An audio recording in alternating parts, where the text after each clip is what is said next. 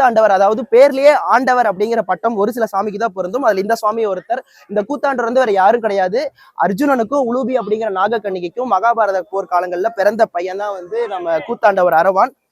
சுவாமியை வந்து பாத்தீங்கன்னா 64 சாமுத்திரிக லட்சணங்கள் இருக்கக்கூடிய ஒருத்தரை பலி கொடுத்தா போர்ல ஜெயிப்பாங்கன்னு சொல்லி சாஸ்திரத்துல வல்லவனான சகாதேவன் வந்து கணிச்சு சொல்றதுனால அந்த 64 சாமுத்திரிக லட்சணங்களும் இருக்கக்கூடியது 3 பேர் தான். ஒன்னு அர்ஜுனன், இன்னொன்னு கிருஷ்ணர், அதுக்கப்புறம் வந்து பாத்தீங்கன்னா அரவான். அர்ஜுனனை வந்து பலி கொடுக்க முடியாது, because he's the man of the match. கிருஷ்ணர் வந்து தெய்வ ஸ்வரூபம், கிருஷ்ணரையும் வந்து பலி கொடுக்க முடியாது, அதனால அரவானை வேண்டி பலி கொடுக்குறாங்க.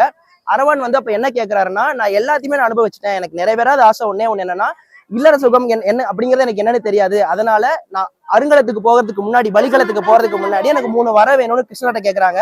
கிருஷ்ணர் அது என்ன அப்படின்னா 18 நாள் போர்ல என்னுடைய சிரசுக்கு மட்டும் எப்பவும் சிரஞ்சீவியா இருக்கக்கூடிய வரம் வேணும்னு சொல்லி கேட்டோன்னே கிருஷ்ணர் கொடுத்துறாரு.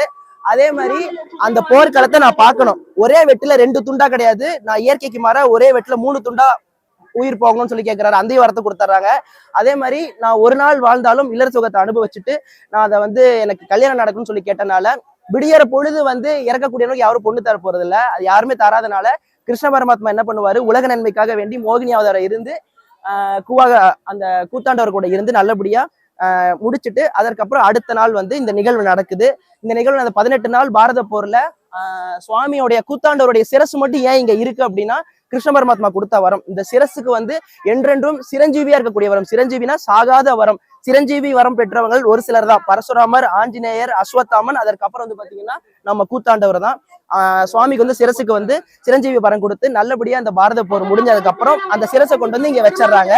இங்க கூவாகத்துல சுவாமி என்றென்றும் இந்த சிரசுக்கு சிரஞ்சீவியா இருக்கக்கூடிய வரம் கொடுத்தனால இங்க சுவாமி வந்து நித்திய குளத்துல இருக்கிறது ஐதீகம். அதனாலதான் இங்க லட்ச மக்கள் இந்த வருடத்துல ஒரு நாள் திரண்டு வராங்க. நீங்க இந்த அக்கேஷனை மிஸ் பண்ணிட்டீங்கன்னா திருப்பி அடுத்த வருடம் முன்னேற இந்த அக்கேஷன் நீங்க பார்க்க முடியும். நான் என்னுடைய வேண்டுதல் நடந்தனால இந்த மண்ணை நான் மிதிச்சிருக்கேன். அடுத்த வருடம் முன்னேற நான் வரும்போது என்னோட சேர்த்து நீங்க எல்லாரும் நல்லா இருக்கணும்னு நான் மனதார கூத்தாண்டவர்கிட்ட வேண்டிக்கிறேன். நன்றி.